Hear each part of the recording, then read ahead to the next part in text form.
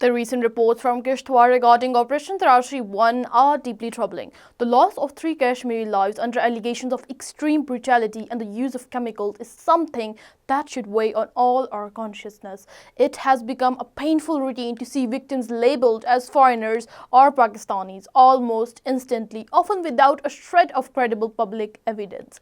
This isn't just about one incident, it's about a pattern. Renowned global bodies like the UNHCR and Amnesty International, they have long documented the high rate of fake encounters in the region. When you consider that the LOC is lined with nearly 1 million troops and high-tech fencing, a barrier the Indian Army calls impassable, these constant encounters raise serious questions about the actual intent and the narrative being pushed.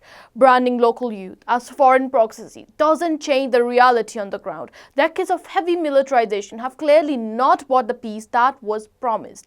We have to realize that you cannot suppress political aspirations through force alone. The only durable path forward isn't through more security operation, it's through honoring the Kashmiri people's right to self-determination. True peace requires a narrative built on humanity, not just military briefings.